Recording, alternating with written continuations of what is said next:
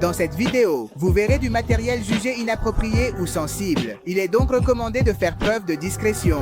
Avant de commencer, je tiens à remercier les nouveaux membres Dana Parales et Brandon Gallardo. Un grand merci de vous être joints aux membres de la chaîne. Maintenant, commençons. Nous commençons avec un garçon à l'intérieur d'une banque essayant de prendre des bonbons dans un distributeur automatique, puis une bande armée entre pour voler pendant que le garçon les regarde. Alors qu'il vole tout l'argent de la banque, un homme pointe son arme sur le garçon et est sur le point de lui tirer dessus. Juste à ce moment-là, la scène se coupe. Nous sommes maintenant dans un endroit situé au Japon. Nous voyons qu'une fille appelle ses amis pour les laisser passer dans un endroit. Nous réalisons qu'elles sont un peu pressées. Elles arrivent à une voiture. Apparemment, elles étaient des prisonnières qui ne savaient pas ce que c'était de sortir. Maintenant, elle se réveille et voit qu'elle est dans un endroit étrange où tout le monde est habillé de manière similaire. Elle commence à crier qu'elle n'est pas une prisonnière. Nous sommes maintenant dans un quartier où le voleur de banque est arrêté. Il s'appelle Hiro, mais comme d'habitude, nous l'appellerons Nicolas. Apparemment, ils sont dans une cérémonie où ils montrent Nicolas comme un prisonnier et il semble qu'ils veulent aussi le tuer. Mais finalement, ils le libèrent en disant que lorsqu'il a volé la banque, il a tué les gardes de sécurité, un colonel, la mère et l'enfant que nous avons vu au début. Ils disent que l'enfant voulait juste prendre un chewing-gum, mais il l'a tué. Le garçon qui lui parle s'appelle le gouverneur. Il lui dit que sa petite fille est perdue et qu'il ferait tout pour qu'elle revienne avec lui. Le gouverneur a libéré Nicolas pour qu'il retrouve sa petite fille qui s'appelle Bernice. Maintenant, ils lui donnent un costume et Nicolas commence à s'équiper avec une musique d'action qui lui est chantée. Ils lui disent que des fantômes ont pris sa petite fille Bernice en otage et lui montrent une photo. Nicolas voit la photo et commence à discuter avec sa petite fille. Tout le monde commence à l'attaquer, mais ne le touche pas car ils ont tous peur de lui. Nous voyons que lorsqu'il touche ses cheveux, un dispositif s'active. Ils lui disent que tous les artefacts sont explosifs et que si jamais il touche Bernice, le dispositif explosera. Maintenant, ils lui remettent les clés de sa voiture et lui disent qu'il a 5 jours pour sauver Bernice. Maintenant, l'action commence. Il démarre sa voiture de luxe, mais descend et décide de partir à vélo. Lorsqu'il est à mi-chemin, il est arrêté. Alors il décide enfin de prendre sa voiture. En conduisant, il voit des personnes déguisées en démons devant lui. Pendant ce temps, il ne voit rien et finit par percuter un mur. Il s'évanouit et commence à se souvenir d'un moment passé lors du braquage. Quand le garçon entrait dans la banque, nous passons maintenant à voir comment Nicolas est emmené dans un endroit où tout le monde est très étrange.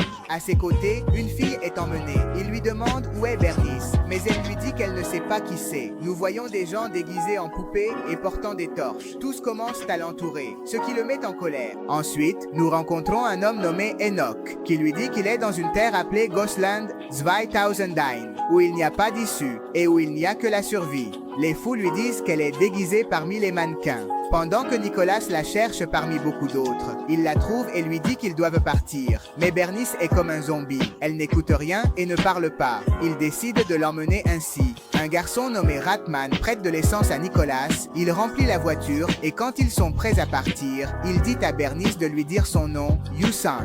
Comme elle ne le fait pas, il se fâche. En faisant cela, le dispositif commence à sonner, sur le point d'exploser, et il se fait exploser un testicule et s'évanouit. Il continue à se souvenir de ce qui s'est passé lors du vol. Le garçon commence à lui demander s'il veut un bonbon. Mais l'ami de Nicolas essaie de le tuer et Nicolas l'arrête. Par pure chance, il lui donne une machine à sous, ce qui lui permet de réaliser un triple kill. Nicolas est furieux et commence à frapper. Il se jette du banc et tire sur son ami. Nicolas s'échappe.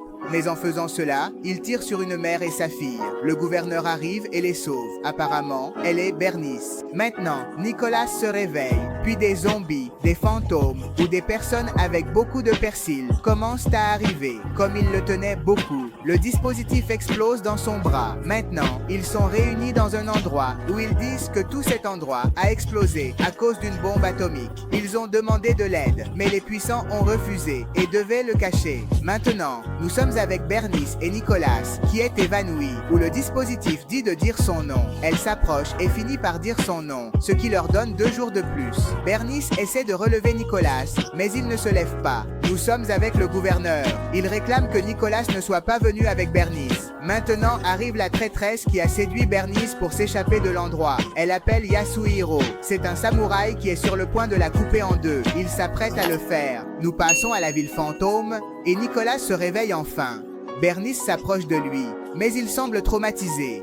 Il lui dit qu'il a toujours eu ce rêve, qu'il l'a toujours vu dans les ruines, des gens souffrant et qu'il s'est toujours fait du mal, mais qu'hier, ils sont venus à lui et l'ont aidé. Il semble que Nicolas vient de consommer beaucoup de persil. Maintenant, nous sommes avec une autre personne qui semble être un samouraï et qui est ivre, en flirté avec les filles. Sa sœur appelée Yasuhiro pour qu'elle l'aide et il sort, commence à frapper tout le monde et finit finalement le travail. Nous passons avec Nicolas. Il dit à Bernice qu'il est temps de partir. Il fait une annonce à toutes les personnes du village. Il dit que demain tout le monde partira d'ici, qu'il doit arrêter le temps et arrêter les démons, sinon ils seront prisonniers pour toujours. Il appelle Ratman et lui dit qu'il doit allumer toutes les voitures. Celles-ci commencent à fonctionner et réussissent à faire en sorte qu'elles marchent tout en s'équipant. Une fois qu'ils ont terminé, ils commencent à sortir en criant qu'ils sont enfin libres. Maintenant, d'autres personnes avec des vêtements étranges apparaissent. Un homme s'approche et lui demande s'il se souvient de lui. Apparemment, il s'appelle Psychosis. C'est l'ami de Nicolas. Nicolas avec qui il était en train de braquer la banque au début. Mais celui-ci est mort. Il se trouve juste en enfer, en train de brûler, grâce à la trahison de Nicolas.